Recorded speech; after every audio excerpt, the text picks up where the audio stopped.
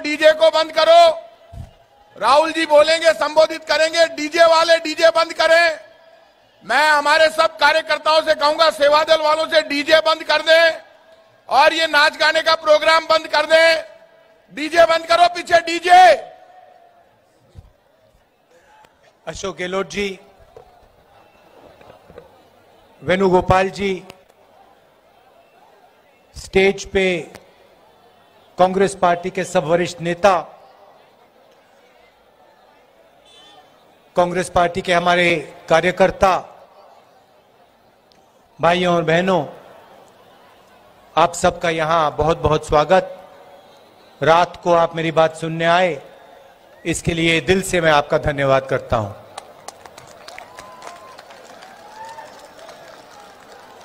ये भारत जोड़ो यात्रा हमने कन्याकुमारी में शुरू की और अब ये राजस्थान से दिल्ली होकर श्रीनगर तक जाएगी और श्रीनगर में हम अपना तिरंगा, प्यारा तिरंगा लहराएंगे।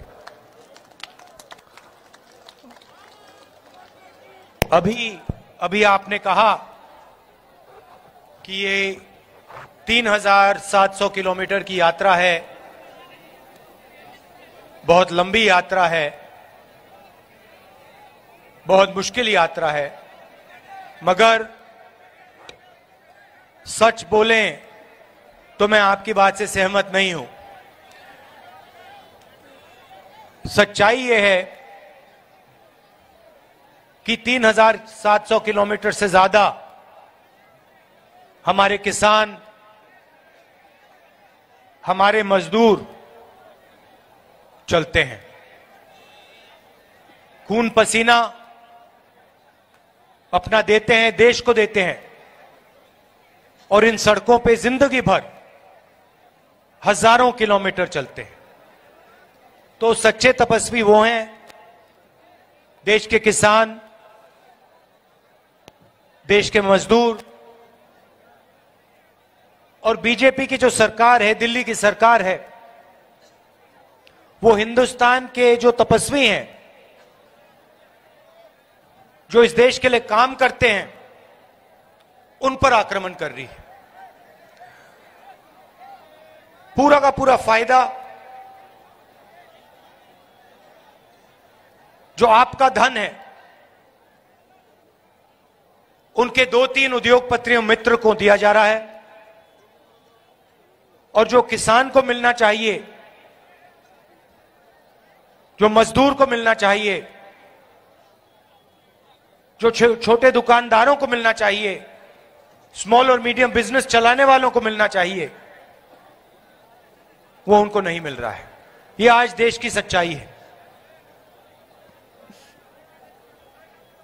आप इनकी पॉलिसीज देखिए, किसान के लिए ये 3 कानून, काले कानून लाए और उन्होंने किसानों की रीढ़ की हड्डी तोड़ने की कोशिश की। प्रधानमंत्री जी ने कहा कि ये कानून किसानों के फायदे के लिए हैं।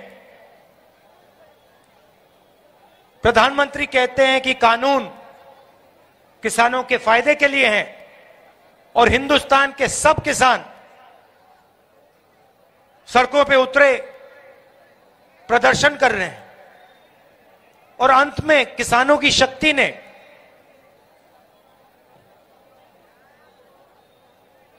किसानों की हिम्मत ने काले कानूनों को रद्द किया और प्रधानमंत्री को पीछे हटना पड़ा। ये छोटा काम नहीं है। 1 साल लगे, 1 साल किसानों को सड़कों पे रखा, बारिश में, तूफान में, ठंड में, गर्मी में, मगर किसान पीछे नहीं हटे। वही जो किसानों के साथ करने की कोशिश की, वही हर रोज छोटे दुकानदार, स्मॉल और मीडियम बिजनेस चलाने वाले लोग, उनके साथ नोटबंदी और गलत जीएसटी लागू करके इन्होंने की। आप किसी भी दुकानदार से पूछ लीजिए किसी भी छोटे बिजनेस चलाने वाले व्यक्ति से पूछ लीजिए, वो आपको बताएगा कि ये जो कानून है, दो कानून है, नोटबंदी और गलत जीएसटी, ये कानून नहीं है, ये हथियार हैं। ये गरीबों को चोट पहुंचाने के, छोटे बिजनेस वालों को, स्मॉल और मीडियम वाले बिजनेस वालों को चोट पहुंचाने के हथियार हैं। और इनका लक्ष्य हिंदुस्तान के अरबपतियों का फायदा करवाना, और जो आपका है, छोटे दुकानदारों का है, स्मॉल और मीडियम बिजनेस वालों का है, वो उनसे छीनकर हिंदुस्तान के सबसे बड़े उद्योगपतियों को दिलवाने का है। नतीजा क्या हुआ भाइयों और बहनों? रोजगार बड़े उद्योगपति नहीं देते।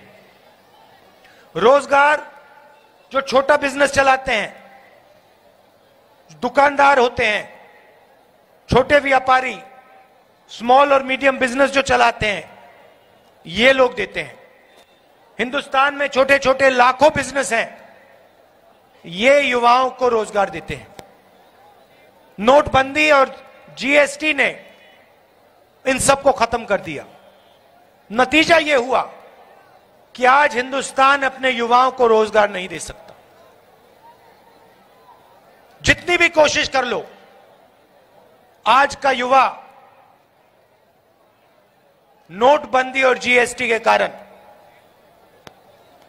इस देश में रोजगार नहीं पा सकता है। सच्चाई है। यह रास्ता बंद किया, दो और रास्ते हैं। एक रास्ता पब्लिक सेक्टर का, पब्लिक सेक्टर की सब कंपनियों को, बीएचईएल, रेलवेज, तेल की कंपनीज को, सबको एक के बाद एक ये प्राइवेटाइज कर रहे हैं। तो पहले जो गरीबों के लिए रास्ता था, रोजगार का रास्ता था, उसको भी इन्होंने बंद कर दिया है। और अंत में जो सरकारी नौकरियां होती हैं, जो राजस्थान की सरकार अभी भी देती है, स्कूल्स में, कॉलेजेस में और स्वास्थ्य के जो सिस्टम में, अस्पतालों में, सरकारी अस्पतालों में, उन सब को नरेंद्र मोदी जी की सरकार और जहां भी बीजेपी की सरकारें हैं, वो एक के बाद एक बंद कर रहे हैं। तो रोजगार के सारे रास्ते बंद हो रहे हैं।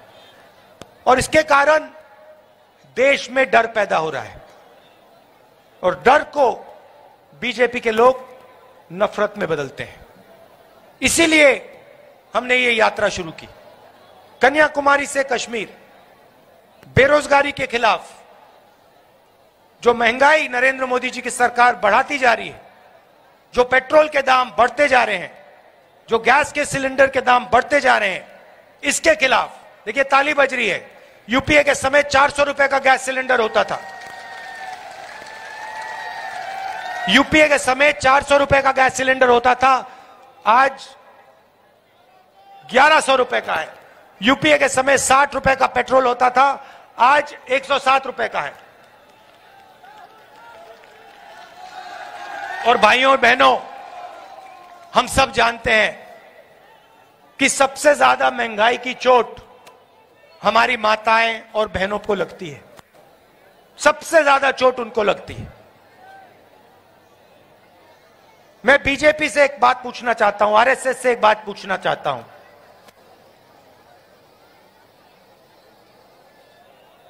पहले एक नारा हुआ करता था, पूरे देश में नारा चलता था, आपने सुना है, जय सिया राम। सुना है आपने? सुना है? जय सिया राम मतलब सीता और राम का नारा। भाइयों और बहनों, सीता के बिना राम हो सकते हैं? सवाल नहीं उठता। सीता के बिना राम नहीं हो सकते, राम के बिना सीता नहीं हो सकती है। देखो, आप ये बात समझ गए। राजस्थान का किसान, राजस्थान का मजदूर ये बात समझ गया। तो अपने नारे से आरएसएस और बीजेपी के लोगों ने सीता मां को क्यों निकाला है?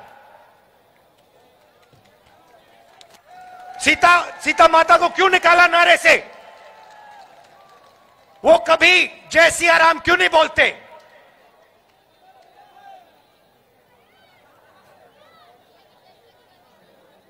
ठीक है, अगर जय श्री राम बोलना है बोलिए,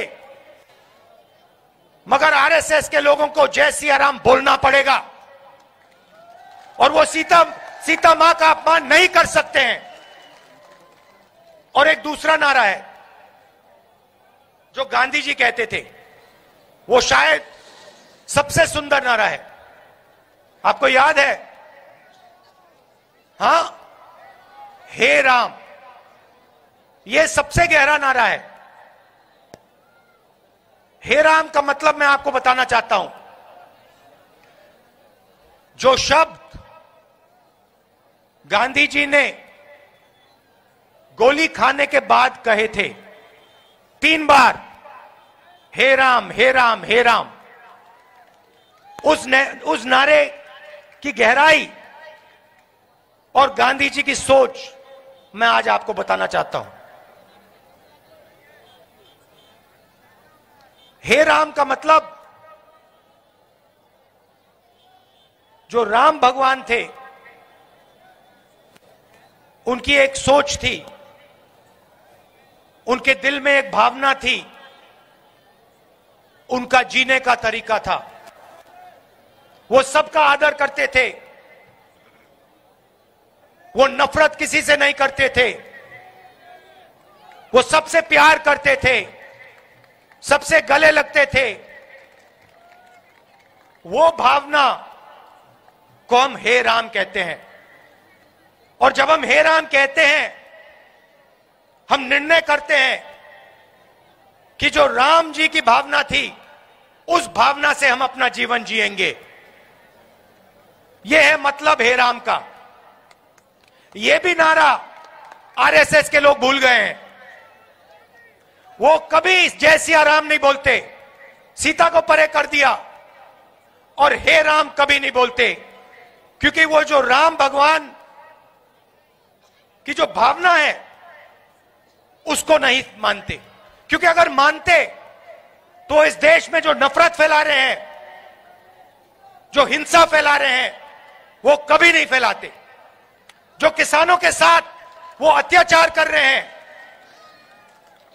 जो युवाओं को वो बेरोजगार बना रहे हैं, जो महिलाओं का वो अपमान कर रहे हैं, वो कभी नहीं करते। तो मैं आरएसएस के लोगों से कहना चाहता हूं, आप राम भगवान को समझिए, उनकी भावना, उनके जीने के तरीके को समझिए। उन्होंने सिर्फ प्यार की बात की थी, भाईचारे की बात की थी, इज्जत की बात की थी, नफरत की बात नहीं की थी, हिंसा की बात नहीं की थी।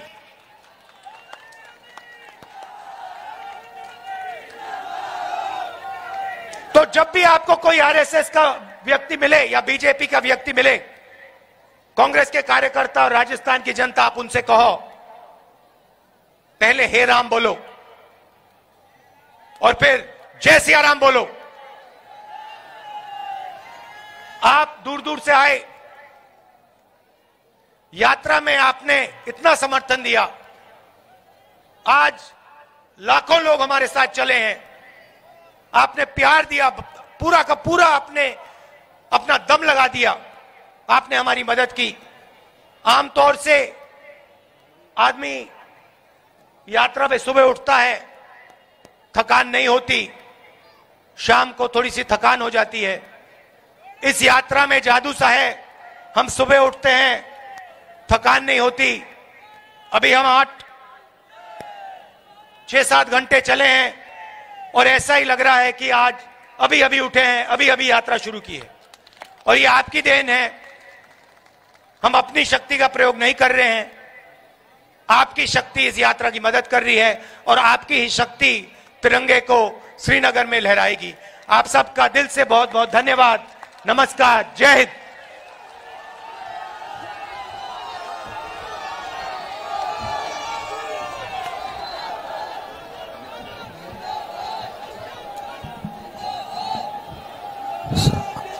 आदरणीय राहुल गांधी जी,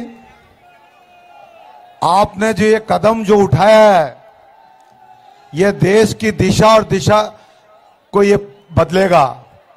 मैं इस मौके पर आपके साथ पधारे सभी भारत जोड़ो यात्रियों का भी स्वागत करता हूं और यहां उमड़े हमारे जन सैलाब का भी बहुत बहुत धन्यवाद, बहुत बहुत आभार प्रकट करता हूं।